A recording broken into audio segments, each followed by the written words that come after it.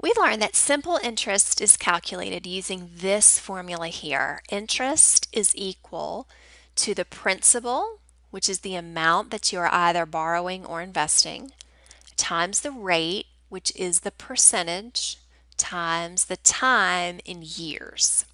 So for this first one, it asks us how much interest he will pay. So this is really straightforward. The I is our unknown. That's what we're trying to figure out. So we must know all three of these components of our equation. So let's go ahead and plug them in. The principal is the $42,000. So that's our P. So we'll put 42,000 in for the principal. Then we get to our rate, and our rate is here. Percentage is always rate, but we know that we can't write it as 4.8 because we need to change it to a decimal. So we bump the decimal back once and twice, which means we're going to need to put in a 0 here. So we'll multiply that by 0.048.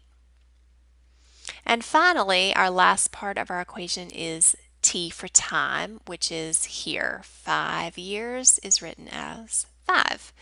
And so you just grab your handy dandy calculator and you just do the math. And that's all that you need to do for A. For B, we've got a slightly different question because it's asking us for the rate.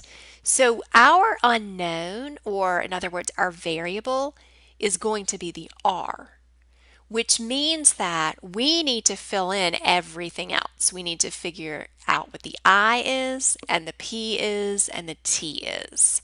So let's do it. What is our interest? We're going to put that in the parenthetical promise right here. Well, it says she deposits $7,500 and she's earned, oh, here we go, $7,200 in interest. So that is our I. So I'll put 2,700 in the I spot.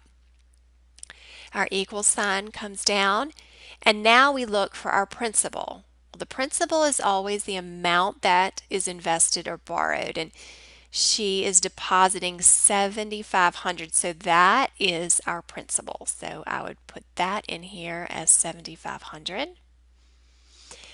The R is our unknown. That's what we said is going to be our variable. And then finally, our T. Well, T is always in terms of time or years, and so T is 6. And so we have 2,700 is equal to 7,500 times R times 6. We draw our river. The first thing that we need to do is we need to multiply the 7,500 times the 6. And I'm going to let you do the rest of this here. So you're going to multiply those two together, and you'll get the coefficient of R. And then think about how you're going to get rid of that coefficient. How do we get R by itself? You will wind up with a decimal, and since rate is always in percentage, you're going to move that decimal twice to get the percent.